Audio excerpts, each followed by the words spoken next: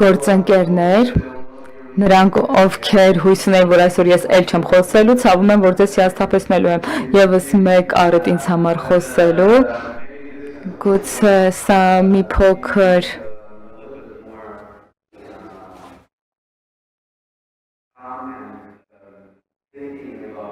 Սա մի առիթ է, որպեսզի մենք գանք, մտածենք, նոր գաղափարներով հանդես գանք, նոր հայեցակարգեր հաստատենք վերջին 15 տարիների ընթացքում արևելյան գործընկերության օրակարգը եւ արևելյան գործընկերության որպես ծրագիր ամենահետաքրքիր ռազմավարական հիմնասյուներից էր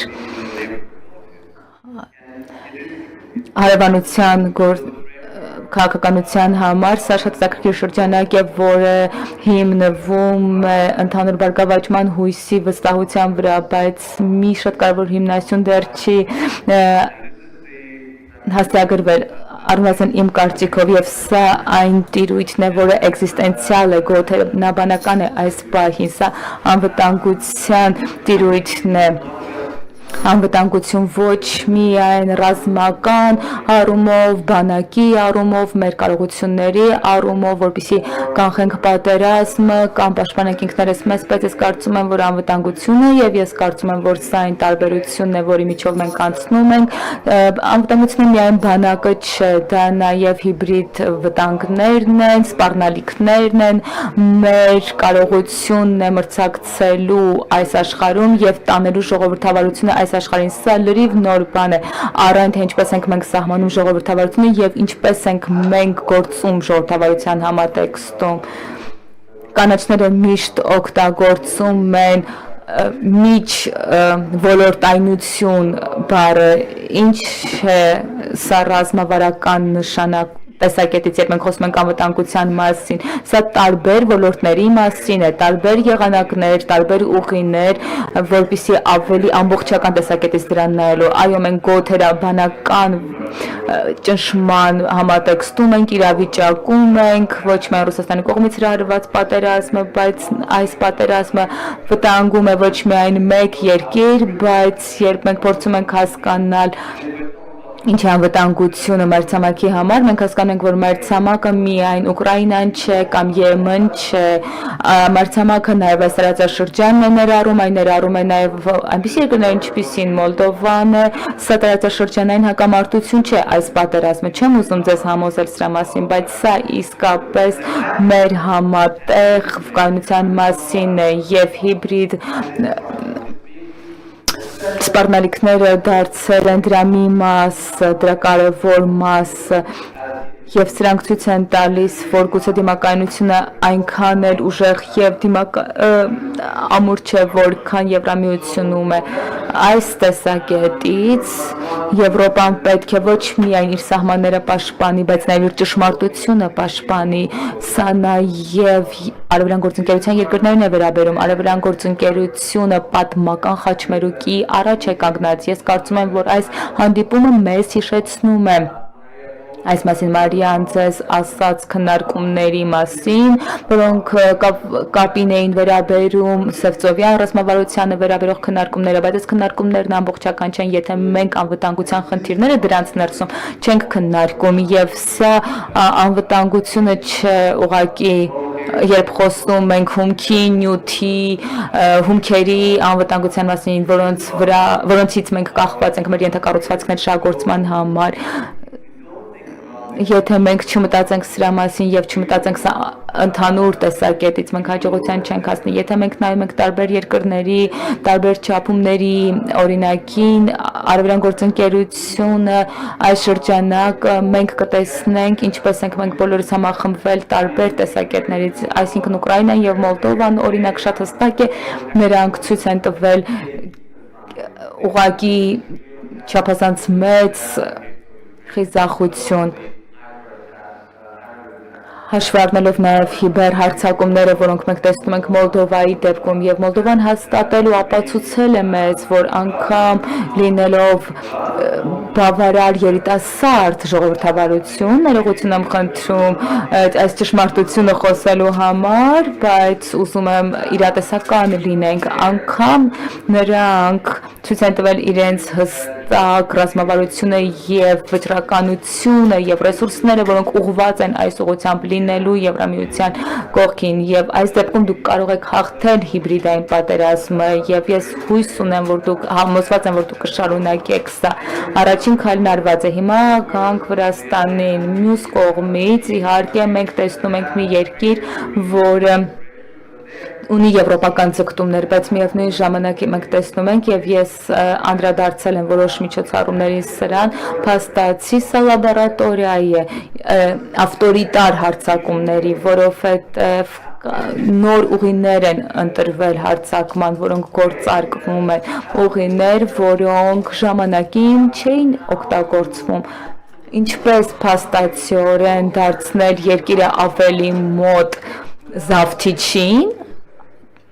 չգործելով այս եղանակով, ինչպես մշակույթը դարձնել Զավթիչի մոդելին մոտ, առանց փաստացի ասելու, թե ինչպիսին է այդ մոդելը եւ այս տեսակետից սա ոչ միայն գոթենաբանական, բայց նաև շատ հրահանգիչ եղանակ է, որովհետեւ մենք տեսնենք, թե որտեղ են մեր թուլությունները ժողովրդավարության, Վրաստանի ժողովրդավարություն է, որը եղել է առաջնատար տարածաշրջանում անցումային առումով եւ շատ կարեւոր է տեսնել, թե ինչ գործիքներ են օգտագործվել, որ իրավիճակը փոխվել է եւ մենք պետք է նայենք իրականությանը։ Գուցե շատ հարմարավետ չի մեզ համար, բայց մենք պետք է խոստովանենք, որ մենք էլ ենք խթանել այս գործընթացին, չպաշտպանելով Ուկրաինան այնպես, ինչպես որ ճիշտն էր եւ ինչպես որ պետք է, որովհետեւ այդպես չանելով մենք աջակցել ենք դրա շատ վտանգավոր պատումին առ այն, որ եթե դուք աջակցեք Եվրոպան չի գա ձեզ օգնելու այնքանով, որքանով ձեզ անհրաժեշտ է, որ ձեզ օգնի եւ սա շահագործվել է օգտագործվել է Վրաստանում, բայց նաև Մոլդովայում, ասելով քաղաքացիներին, որ մի գործեք պրոեվրոպական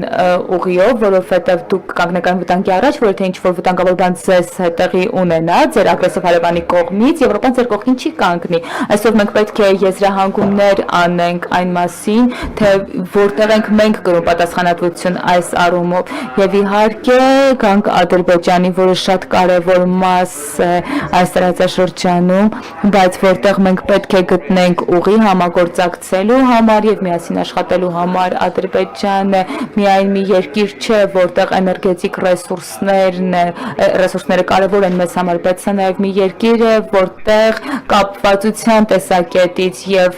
միջսահմանային խաչմերուկի տեսակետից այս երկիրը ունի ներուժ։ Այո, սա չի նշանակում, որ մենք չենք հասցեագրում նրանց խնդիրները, ներքին խնդիրները, մենք նաեւ սա ենք անում շատ տարբեր խորհրդարանական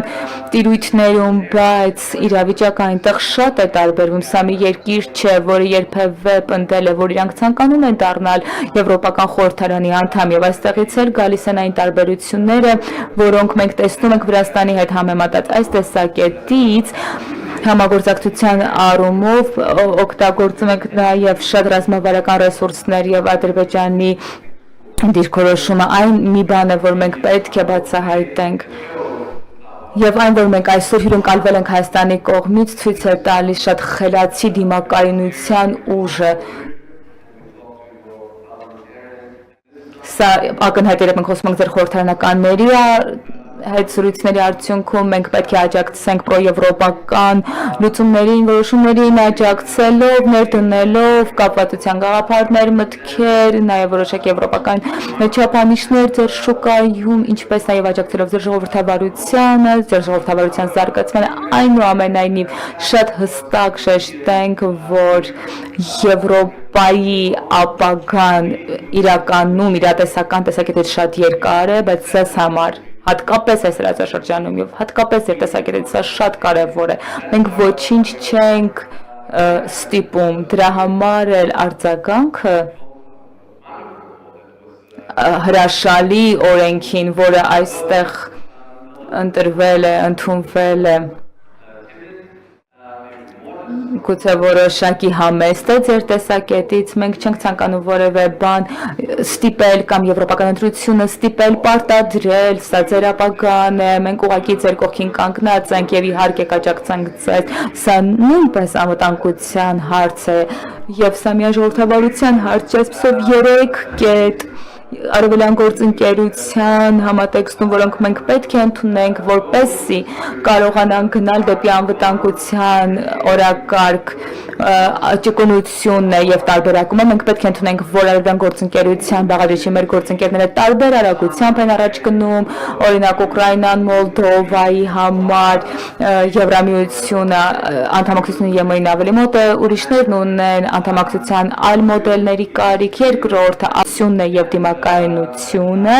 եւ այս ժամանակ, երբ ագրեսիվ հարևանները փորձում են մեր գործընկերների սահմանները,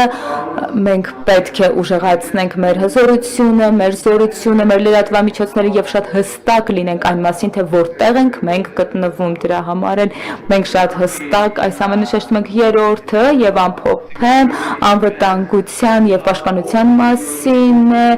բացել Եվրամիության գործիքները համագործակցության համար, նաեւ ինստիտուտները համագործակցության համար մենք ունենք արդյունաբերական ծրագրեր, նաև գուցե մենք պետք է վերամոդելավորենք այս ծրագրերը եւ կարևորագույն կետերից մեկը սա բացել ավելի սերտ համագործակցության համար Ուկրաինայի համար, նաև այլ երկրների հետ, բայց Ուկրաինայի դեպքում սա շատ հստակ է, շատ պարզ է, ոչ թե որովհետև Ուկրաինան մեզնից ինչ-որ բանի կարիք ունի, մենք ձեր փորձի, ձեր նորարարության կարիք ունենք, որովհետև ձեր նորարարությունը պատերազմի ընթացքում ուղղակի առանձնահատուկ է եւ մենք ուզում ենք մասը լինել այս փորձառությունը ձեզ հետ կիսելու գործընթացում անկախ ժողովրդավարական հարևանություն։ Ահա, արևելյան գործընկերությունը ինչի վրա է հիմնված։ Այստեղ չկա գերակայություն, մենք սովորում ենք ձեզնից, սովորում ենք ձեր սխալներից, սովորում ենք, բայց նաև ձեր ձեռքբերումներից եւ շատ բան եմ ես սովորել այստեղ Հայաստանում եւ հասկացել եմ, որ ձեզնից շատ բան սովորելու կա։ Շատ շնորհակալություն մեզ լավ դասեր տալու համար։ Շատ շնորհակալ